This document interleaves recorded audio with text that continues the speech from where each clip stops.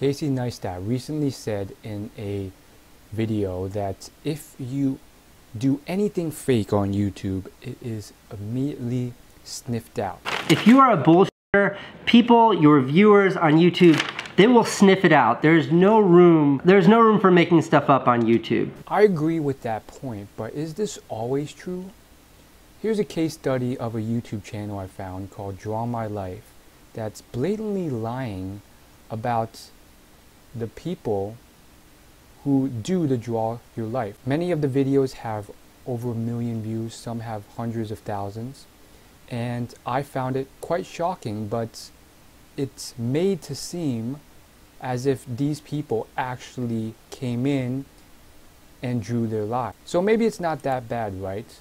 Well, it is. At the start of every one of their videos, they started off with a fake voice pretending to be the A-list celebrity, saying that they participated in this video. The craziest thing though is that the like-dislike ratio is oftentimes very high.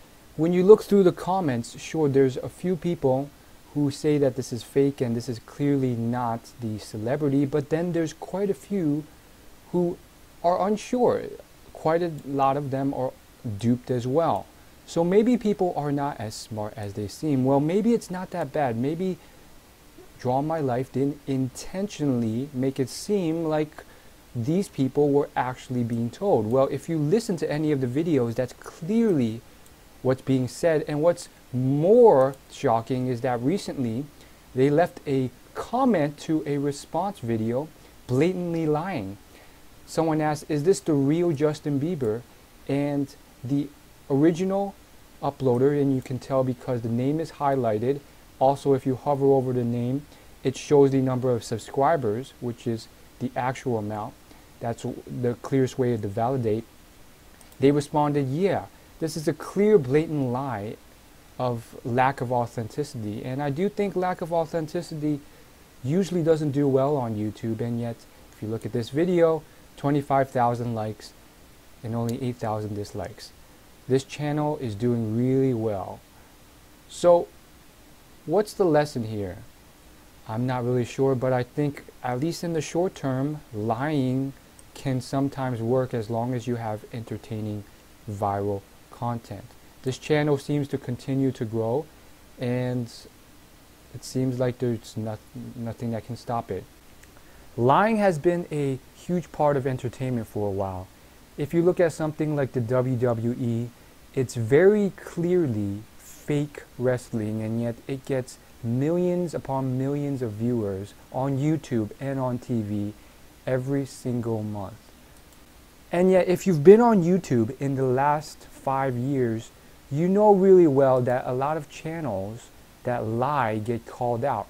Specifically because a lot of the pranks that are going on YouTube nowadays have been completely fabricated in order to make money. People will pay homeless people on the street $100 knowing that they will make this money back online.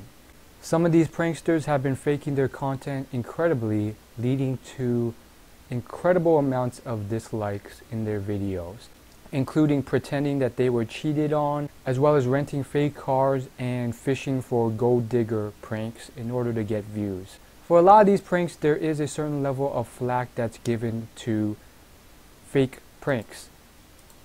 Nonetheless, quite a few get a high like to dislike ratio and a good deal of great comments. So is authenticity really what matters on YouTube, or simply viral content that gets a lot of viewership and likes? My personal opinion is that authenticity does matter. For certain channels in the short term, it doesn't seem to matter. But in the long term, channels have been taken down and ignored and physically abused. But it does seem like certain channels do get a huge negative rep.